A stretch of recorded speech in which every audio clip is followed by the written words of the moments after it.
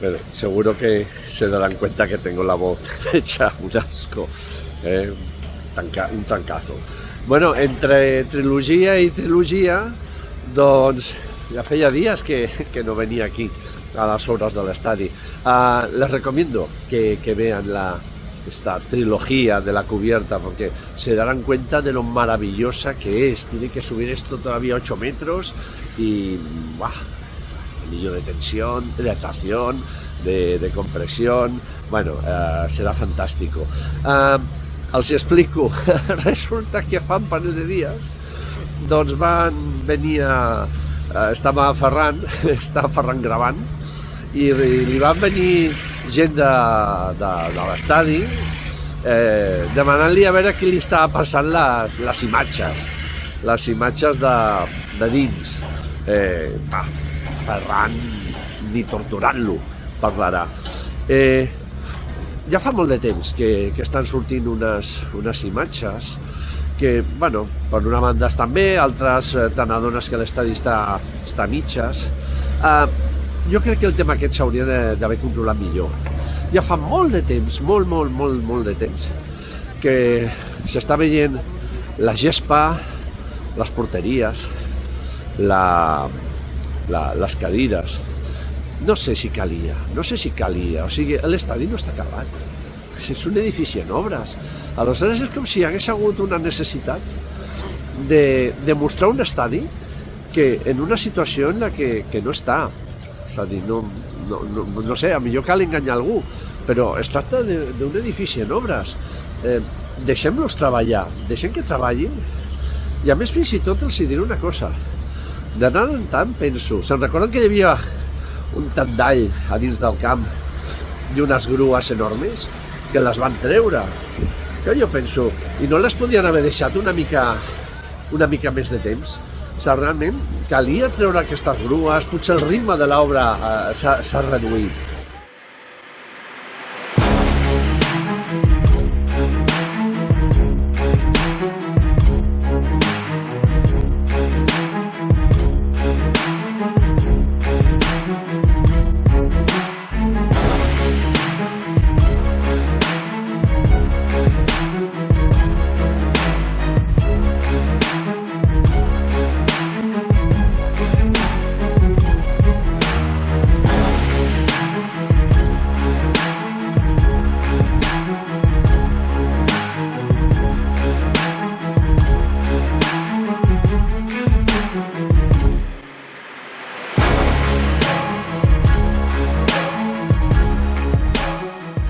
Bueno, ensenyem fotos de les obres. A veure, començo per les lames ceràmiques. Ahir, en l'Espai Héctor, doncs va mostrar les primeres lames, però bueno, jo diria que són simplement proves. Això és el que crec. Seria fantàstic que ja fossin definitives i que ja comencessin a posar-ne i tal, però, a veure, jo crec que això fa pintar de proves. També els cartells d'entrada a l'estadi, les portes, que al començament hi ha unes proves que estaven blaugranes, altres només blaus. Tenim el Dani Esbarat, perquè allò sembla de l'Espanyol, i bueno, ja veurem com acaba, quin és el model final. El pàrquing que ja estan formigonant, i no falta tant per acabar-lo.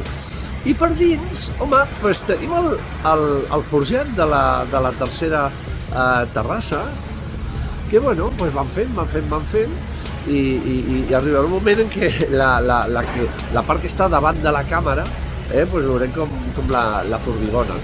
I després està la tercera graderia, cada vegada més gran, més prefabricats, però sí que és interessant que vegin aquests forats, que són els forats de les boques, dels nuclis. És que per aquí han de passar les escales, o sigui, no els poden tancar fins que totes les escales estiguin posades, i les escales mecàniques.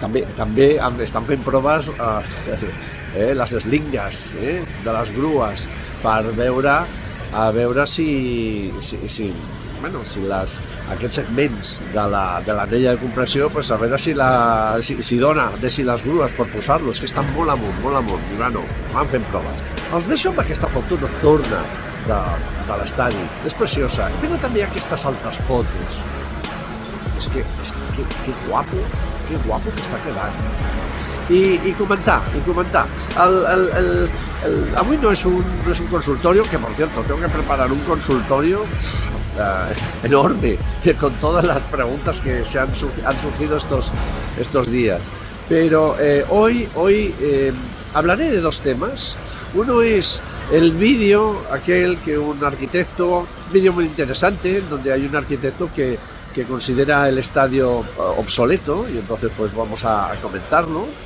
Y por otro lado, pues Isaac Martínez, de A Partido Único, que me ha hecho el favor de colaborar y de explicarnos que lo entendamos todo el tema de los números, las cifras, las cuentas del Barça. Entonces, yo creo que hoy será muy interesante, y dejamos para otro día muchas preguntas que hay. Vinga, fins després, una abraçada.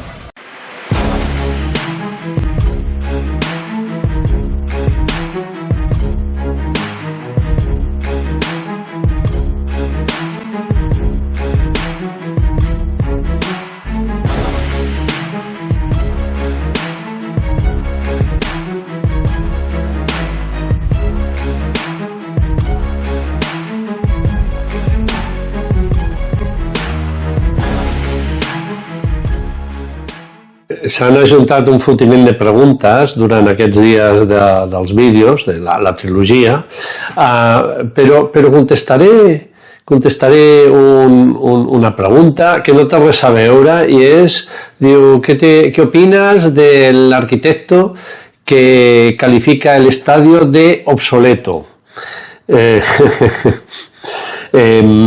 A ver, se trata de Ignacio Morente, un canal, Mi Espacio Vital. Alguien seguro que dirá, no tienes que hacer publicidad. Bueno, a ver, escucha. Una persona que para comenzar tengo que respetar, bueno, hay que respetar a todo el mundo, y en particular a Ignacio. Es arquitecto, por lo tanto seguro que su opinión tiene mucho más valor que la mía. De todas formas, sí que hay algunas cosas que me gustaría comentar. Dice, me he mirado dos vídeos suyos, uno en el que califica el Camp Nou de obsoleto, y después otro en el que también valora el Bernabéu.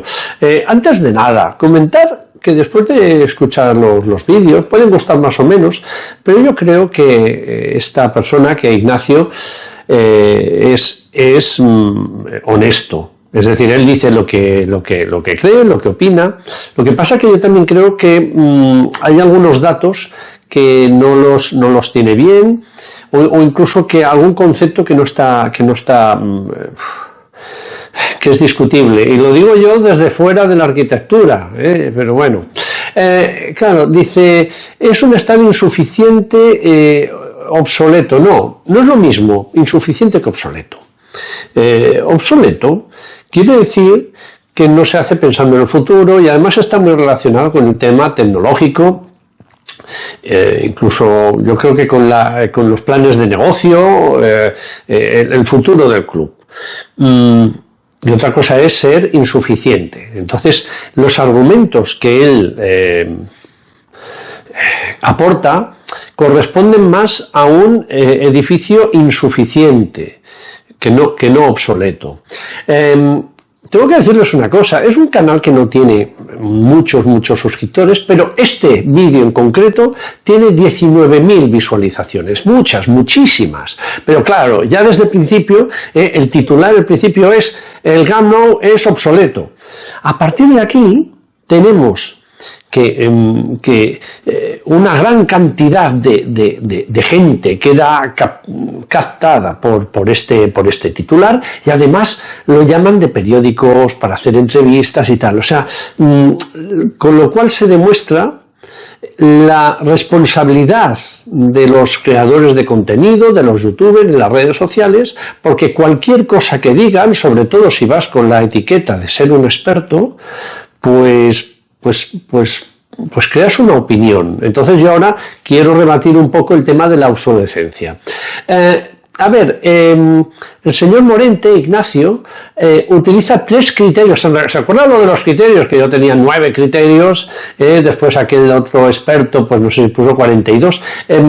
Ignacio Morente utiliza 3: innovación, urbanismo e identidad. Evidentemente está muy bien, es decir, él considera que un edificio se basa en estos tres aspectos. Yo creo que queda corto. Porque yo, claro, sin ir más lejos, la sostenibilidad donde está, ¿no? Es decir, pero bueno, entonces dice, el proyecto es antiguo, no se identifica con el club. El tema de la identidad es, bueno, todo es discutible, sobre todo estos aspectos que son más subjetivos, ¿no?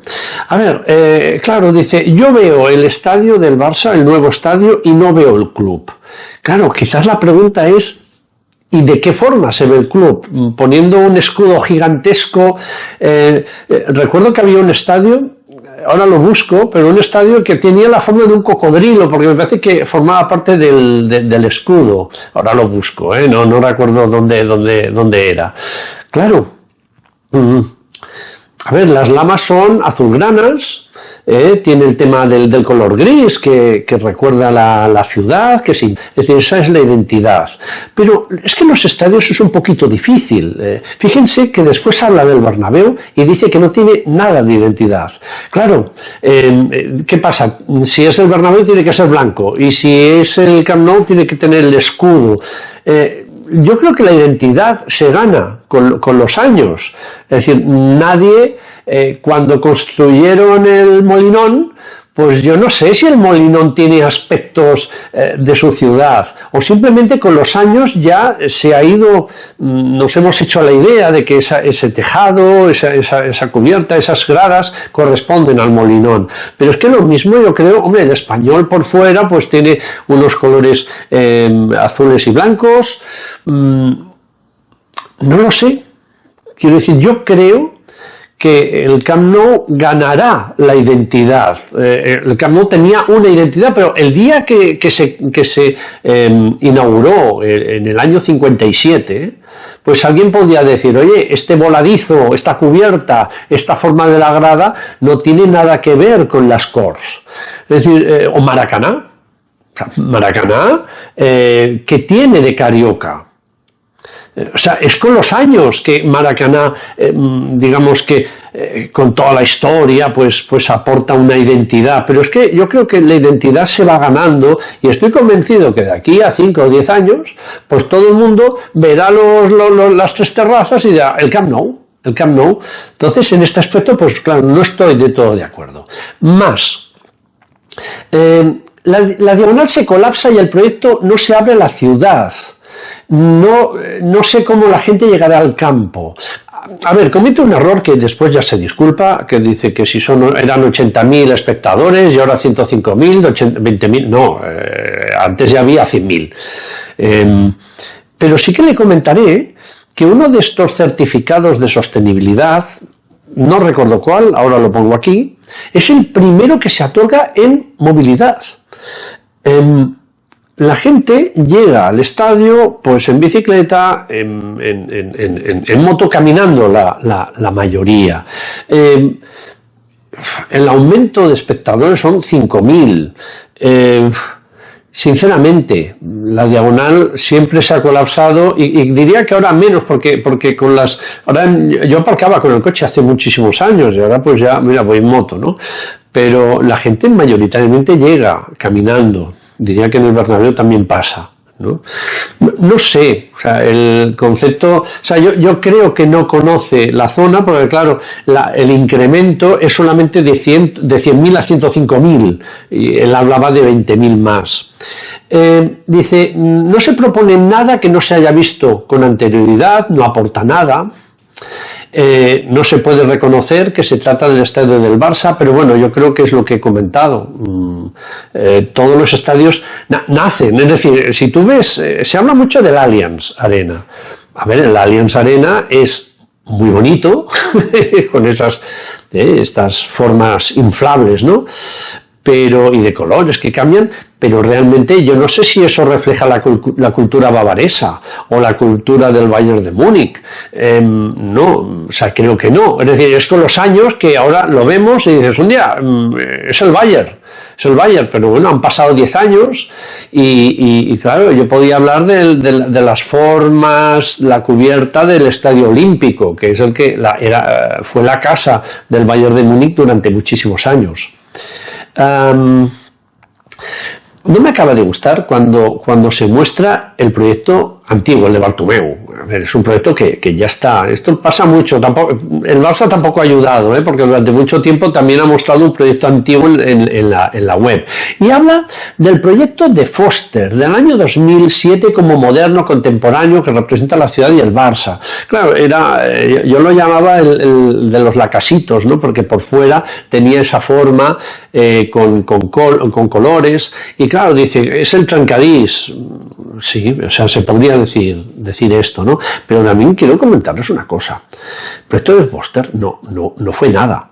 Fue un concurso de ideas donde ganó, porque era bueno tener, en la época de tener un apellido, ¿no? Un nombre que firma un proyecto, pero era un proyecto que no resolvía, lo siento, pero no tiene nada que ver con lo que se está haciendo ahora, ni económicamente, ni nada. Es más, estoy convencido que no se podría llevar a cabo, porque una de las cosas que implicaba era aumentar 10 metros el estadio, cosa que no se puede hacer.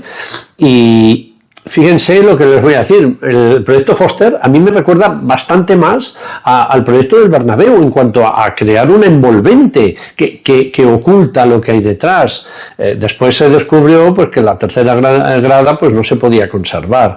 Entonces a mí pues este tema no pondría el proyecto de Foster como ejemplo. Creo que había otros mucho mejores. ¿Qué más?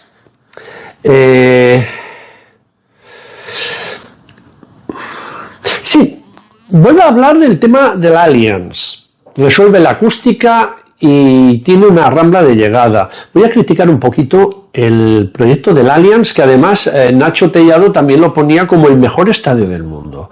Vamos a ver, yo he estado allí, lo he visto un par de veces y sinceramente es un estadio, es una postal preciosa. Por la noche pues sacan las fotos y tal, pero por dentro no me aporta. Es un estadio, bueno, pues de 70.000 localidades, más o menos cómodo, pero tampoco crean que me sigue. Claro, y en el tour vas a los vestuarios, vas a la sala de prensa muy buena, los vestuarios un poquito más pequeños. No lo sé.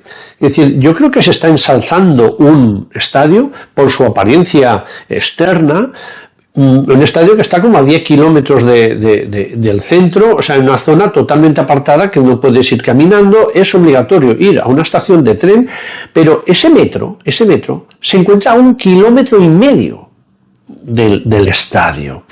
No lo sé, yo ahora recuerdo, por temas de movilidad, no sé, recuerdo el Estadio Olímpico de Montreal, en Canadá, pues que había una estación de metro debajo, es decir, sales del estadio y te metes en el metro. A ver, sí, han creado una rambla, pero lo veo muy artificiosa. En el Camp Nou también hay una rambla que baja desde la diagonal, pero es la rambla de toda la vida, que ahora se ha arreglado, ya las motos no aparcan, y entonces, claro, poner como ejemplo la rambla que se ha construido en Múnich, que es una foto, pero estamos hablando de que a kilómetros fuera de la ciudad se ha construido un estadio, una estación a 1,5 kilómetros, que dices, hombre, pues joder, al lado. Y después, una superficie larguísima que está encima del parking. Y, hombre, por la noche queda bien iluminada y tal, pero no es la idea que yo tengo de ir caminando al estadio, disfrutando del ambiente y tal. Yo por eso, a ver, discrepo. Pero claro, por otro lado, bueno, y acaba diciendo, se encuentra lejos del primer nivel mundial, obsoleto por innovación, por urbanismo y por identidad. Creo que he contestado a todo, obsoleto por innovación. Pero es que el Barça no ha querido ser innovador. posiblemente por motivos económicos o simplemente porque el modelo de negocio es otro. Entonces, claro, la innovación, que ahora hablamos del Bernabéu, pero claro, la innovación que él ve es una innovación que el Barça la ha rechazado. Entonces, yo creo que a veces se considera el ahorro económico como algo malo. No, perdón, ahorrar es bueno. Es bueno. Ahora, también les digo una cosa. En el mundo, el próximo día lo explicaré. He mirado los estadios que se han gastado más dinero. Hay muchos estadios que se han gastado 1.000, 1.500, 2.000 y 5.000 millones. Entonces, yo siempre he dicho que luchar por ser el mejor estadio del mundo, pues perdonen, pues no. Pues no. Y siempre lo digo, el Camp Nou es el estadio más conveniente para el club y posiblemente el más impresionante por dimensiones. Pero habla del Bernabéu. Vuelvo a decir que yo creo que Ignacio Morente es honesto, es decir, él dice lo que opina y no creo que dice, es que es del Barça, es del Madrid, no. Pero, ¿qué dice del Bernabéu? Dice, es rompedor, aunque no aporta demasiado.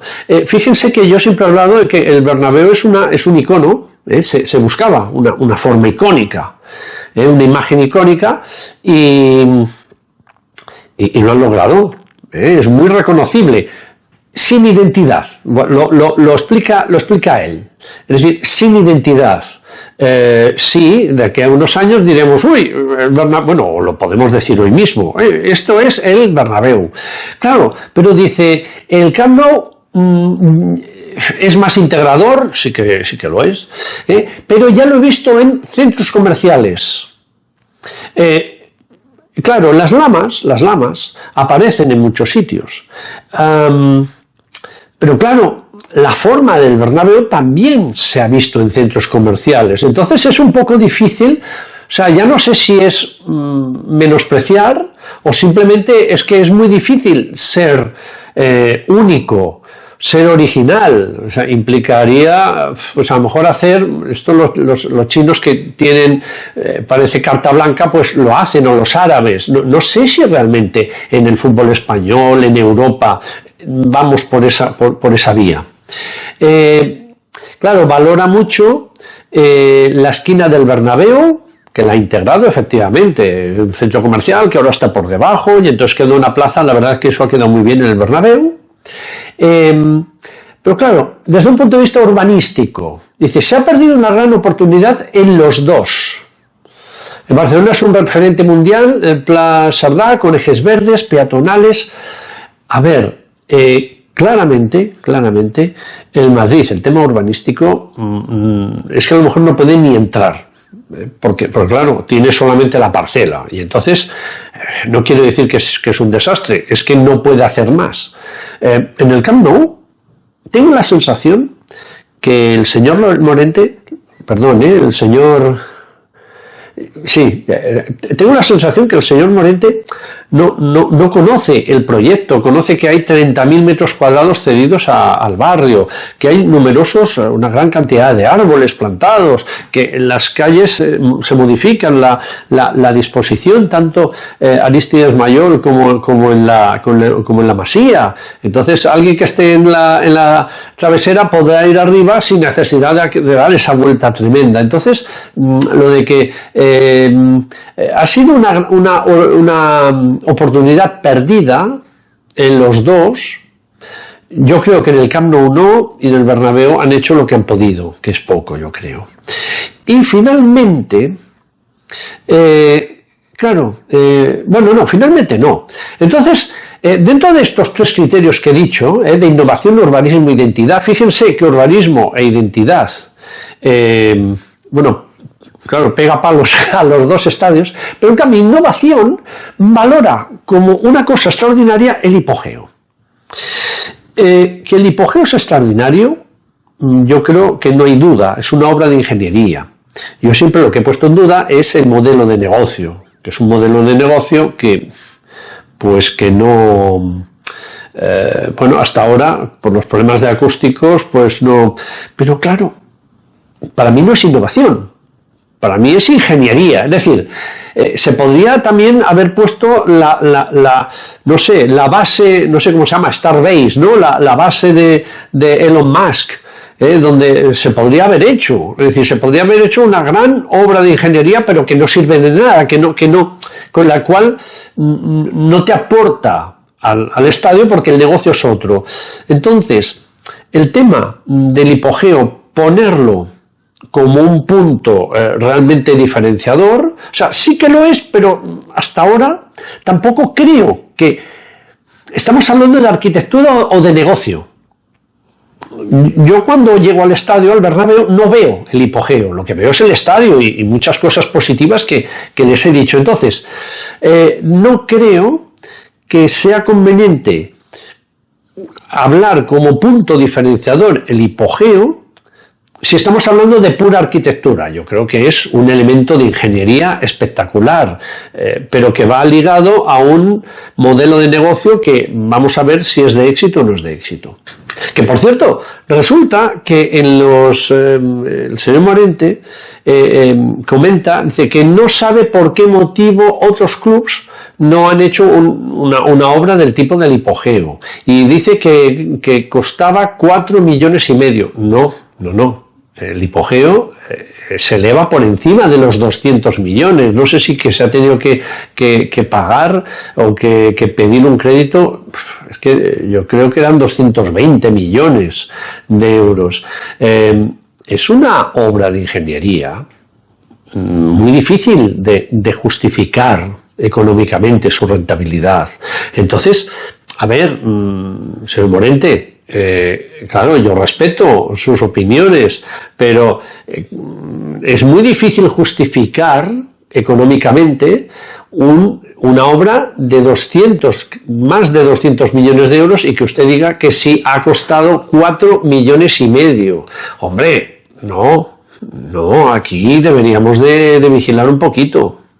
Finalmente, pues en una demostración de toreo, pues dice que él se queda con el Wanda Metropolitano, que resuelve con la fachada, la ubicación respetuoso con lo que había antes, con la peineta, tal. Nuevamente todo es discutible. El Wanda tiene muchos factores positivos como edificio, como funcionalidad. Como edificio no me acaba de gustar, la cubierta es espectacular. Ahora bien, yo creo que es una respuesta como irse por la tangente. No me quedo ni con el Bernabéu ni con el Camp Nou. Me quedo con un tercero que está en Madrid, que se llama Metropolitano. Hombre, yo no me atrevo a hacer análisis de Metropolitano porque no lo conozco lo suficiente, pero estoy convencido que en esos criterios claro, si estamos hablando de innovación, urbanismo, identidad, pues claro, urbanismo, si él dice que es bueno el Allianz Arena, que está lejos fuera de la ciudad, pues opinará que está bien el Metropolitano. La identidad, bueno, pues igual yo no veo los colores del equipo colchonero. No veo, lo que veo es una estructura que pasados los años dices, tate, Atlético de Madrid, porque claro, porque te haces a la cubierta. Y la innovación, pues no soy capaz. Ahora sí que les puedo decir pues que pues de sostenibilidad cero, hombre, el tamaño de 70.000 es un tamaño perfecto. Por cierto, que hay quien me ha criticado que yo valore con un 6, con un 10 la capacidad del Camp Nou y con un 6 la capacidad del Bernabéu. Y además lo dice un poco de forma lineal, ¿no? Dices, hombre, si hay 78.000 tienes que puntuarlo con un 7,8. Vamos a ver.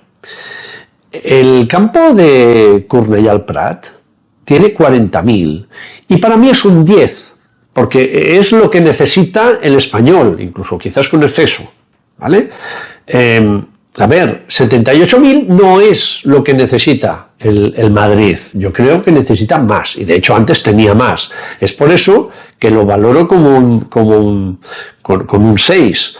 Pues lo valoro como un 6 porque yo creo que va justito a las necesidades de un club tan potente como el Real Madrid. Creo que no me dejo nada más. Camp Nou y Bernabéu son grandes estadios. Camp Nou quedará obsoleto. Es que yo creo que la obsolescencia lo dice pensando en el hipogeo del Madrid. Vuelvo a decir, señor Morente, es que el Camp Nou tiene otro modelo de negocio, en donde los conciertos se realizan en otro edificio a construir, y también comenta que el Bernabéu podría haber sido mejor, perdiendo la identidad. El Madrid han hecho una maravilla con el espacio que tienen. No sé, tengo que respetar mucho la opinión de un arquitecto, que seguro que es mejor que la mía, pero bueno, yo también tengo un poquito mi opinión. M'he allargat molt en la respuesta, pero a ver, también yo creo que valía la pena. Lo voy a dejar aquí, me he alargado más de lo que quería, pero voy a dejarles con Isaac. Isaac tiene, bueno, yo he colaborado en su canal a Partido Único, fabuloso, es una persona que sabe mucho de números, mucho de economía, y que además lo explica muy bien. Entonces, les voy a dejar con, son dos capítulos, uno, el de hoy habla de ingresos y, bueno, la cuenta de explotación del Barça, y después está el de la afectación en el estadio, lo que, bueno, todo lo que sería lo que cuesta el estadio. Pero les voy a dejar con Isaac, que les va a explicar las cifras, los números. ¿Saben que el Barça envió un documento con una barbaridad con toda la memoria económica? Bueno, pues él la explica. Les dejo con él y una abrazada. Muy buenas tardes, Julia, y gracias por invitarme a tu canal. En este vídeo voy a intentar explicar un poquito rápidamente lo que ha sido esa memoria económica del Barça de la temporada 24-25. Y sin más dilación nos vamos a meter ya, ¿no? Tengo aquí una imagen del tema de la evolución de ingresos y también de los gastos, del presupuesto final y de todo, pero vamos a empezar por los ingresos. Estos ingresos que veis aquí son los que el Barça ha tenido durante todas estas temporadas, de la 18-19 hasta esta actual 24-25. Digo actual, justamente la última, que en este caso se ha analizado, la actual 25-26 de momento, pues no se sabe cuántos ingresos vamos a tener a lo largo del año. Y como veis ahí, hay una serie de partidas, ¿no? El estadio, el media day y demás, el tema comercial, traspasos y otros ingresos. En cuanto a ingresos, el Barça ha obtenido 994 millones de euros de ingresos en cuanto al presupuesto. Son más de 100 millones de euros, 101 millones de euros más de lo que estaban previstos. Estaban previstos 893, así que el Barça ha obtenido más de 100 millones de euros de lo que estaba previsto. De estadio, como veis ahí, han sido 175 millones de euros finalmente lo que ha ingresado el club, 21 más de lo que estaba, de lo que se esperaba, incluso sin volver al Camp Nou. Con la vuelta al Camp Nou se esperaban 21 millones y medio, o sea, 21 millones de euros menos de lo que el Barça finalmente ha obtenido. ¿Esto por qué es? Bueno, porque al final también ha habido partidos de alta demanda y con entradas también bastante altas en clave, por ejemplo, semifinales de Champions, cuartos de Champions, etcétera, etcétera. Evidentemente esto con la vuelta al Camp Nou hubiese sido quizá mayor, pero en este caso, incluso sin volver, el club ha tenido más dinero del previsto en cuanto al estadio. Y como ves ahí, 50 millones de euros más de la temporada anterior. En cuanto al tema de medias, ingresaron 250 millones de euros más. En cuanto al presupuesto, 9 más de lo que estaba previsto. Estaban previstos unos 241. Esto también principalmente es por llegar a semifinales de Champions. 473 millones que vienen de la parte comercial, 27 más de los que estaban presupuestados. En este caso, BLM es la principal culpable. En este caso, lo que es las tiendas del Barça, la botiga, lo que es las prendas que el Barça vende de la propia marca del Barça. Es lo que ha hecho que esto haya pegado el subidón que ha pegado. 170 millones, casi 170 millones es gracias al e-commerce y gracias a este BLM, esto se recuperó gracias al tema también de Nike, ¿no? El nuevo contrato de Nike hizo también que se pudiese vender a prácticamente todo el mundo y que el tema del e-commerce se haya podido explotar mucho más, ¿no? Además se han puesto más tiendas, por tanto también ha habido mayor ingresos a nivel de ventas. Entonces esto ha ido muy bien de cara al tema comercial. Y en cuanto al tema de ingresos y traspasos, el Barça tenía previsto unos 22 millones de euros de ingresos en cuanto a traspasos y cesiones de jugadores y finalmente ha obtenido 44. Estos 52, que son 22 más de los esperados, pues en este tema de otros activos, por ejemplo, 18 millones son de provisiones de juicios que finalmente no se han tenido que pagar. Entonces, se lleva por ahí. Son otras cosas como otras partidas presupuestarias que están ahí como en provisión por lo que pueda pasar. Por otro lado, tenemos el tema de los gastos. Así que el Barça ha tenido, como decimos, 100 millones de euros más en ingresos. Esto sabiendo la gente, ostras, pero ¿cómo puede ser que con 1.000 millones de euros prácticamente el Barça siga teniendo dificultades económicas? Bueno, porque también han subido los gastos. Como veis aquí, 964 millones de euros en gastos. Lo que estaba previsto eran unos 873. Por tanto, ha habido un aumento considerable en este sentido de gastos. ¿Y por qué? Prácticamente, ¿por qué vienen esta subida? Como veis ahí, los gastos de gestión han subido bastante. 282 millones de euros. Esto básicamente hemos estado viendo antes los ingresos, hemos ingresado más por BLM, lo que es las tiendas, y como ingresamos más por las tiendas, también gastamos más por el tema de la producción. Vendemos más camisetas, sí, recibimos más ingresos, sí, pero también tenemos más coste en el que al tener que producir más. Es evidente. El tema de poner tiendas está muy bien porque ingresan más dinero por el tema de tener tiendas nuevas, pero esas tiendas también, primero, hay que construirlas, hay que hacerlas, o hay que pagar el sitio donde tengamos la tienda, y luego también hay que pagar a los trabajadores que trabajan en dicha tienda. Así que el tema, sobre todo, de ese aumento de gastos, además también de los salarios deportivos, que el ganar títulos hace que tengas que pagar primas o variables de los contratos, y eso también haya subido el tema de los salarios deportivos. Por tanto, esta subida de gastos prácticamente se desequilibra por eso. Las primas en los jugadores, que hemos tenido que pagar por ganar Liga, Cup, Supercopa de España y Copa del Rey. Por llegar también a semifinales de Champions siempre también hay algunas variables por ahí, y luego también el tema de montar más tiendas hace que tengan más gastos y la producción también considere más gastos. Por tanto, en el presupuesto final hablamos de esos menos 17 millones de euros que la gente se ha puesto un poquito con las manos en la cabeza, y es lógico. Al final, el tema de los tema ordinario que veis ahí de 2 millones de euros, eso significa que la actividad normal del club, lo que es pagar nóminas, la luz, el agua, como siempre digo, esto el Barça, cuando empieza el presupuesto y cuando empieza el año de económico, tiene más ingresos que lo que tiene que gastar. Y esto es una noticia muy buena. Es el segundo año consecutivo que el club consigue estos números, y esto es algo imprescindible. O sea, que empezar la temporada sabiendo que vas a poder pagar todo y que incluso vas a tener beneficio es importante y primordial. Sin esto, evidentemente, el club está destinado a la bancarrota, ¿no? Obviamente.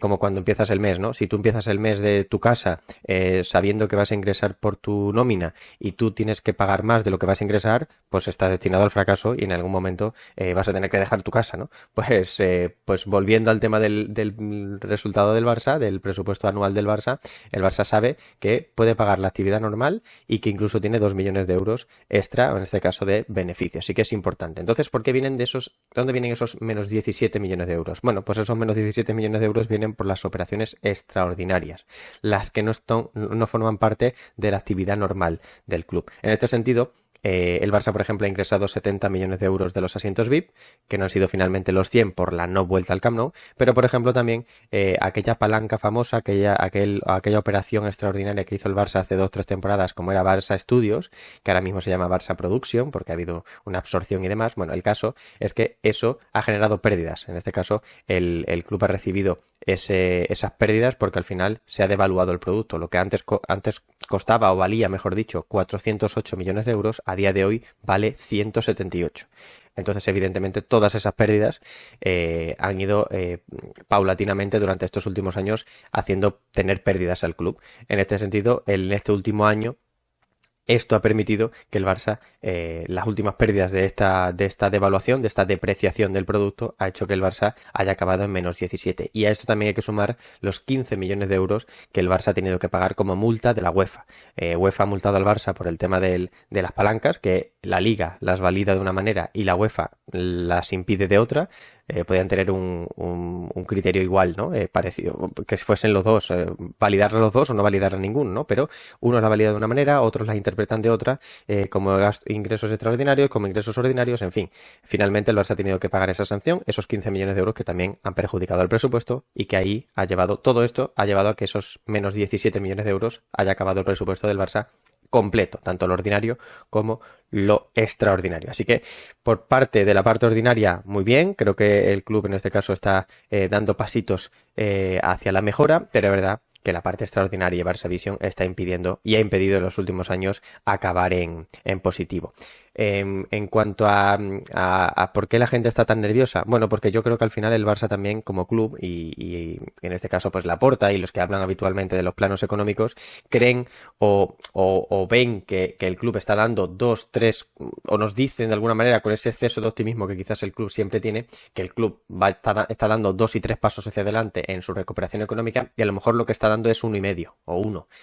Validar o valorar, mejor dicho, ese paso es lo que yo por lo menos hago. El Barça ha dado un paso adelante y es un paso grandísimo y un paso muy bueno y a tener en cuenta, pero claro, vienes de la percepción de que lo que te están diciendo es que son 2 y 3. Entonces, bueno, pues ese exceso de optimismo que nos ha pasado en muchas cosas y en el estadio también que vamos a hablar de ahora, pues hace que da la sensación como que no se está dando tantos pasos hacia adelante, ¿no? Y no, pues me parece que es un presupuesto que está perjudicado por esas operaciones que en su momento se tuvieron que hacer, esa multa de UEFA que también ha perjudicado bastante, pero que creo que se están dando pasos hacia adelante, quizás no tantos como de alguna manera nos dice el club, ¿no? Están dando 2, 3, 4, que parece que en verano vamos a fichar a todo el mundo y luego no se ficha tanto y en este sentido, bueno, pues ya has dado un pasito hacia adelante que es interesante.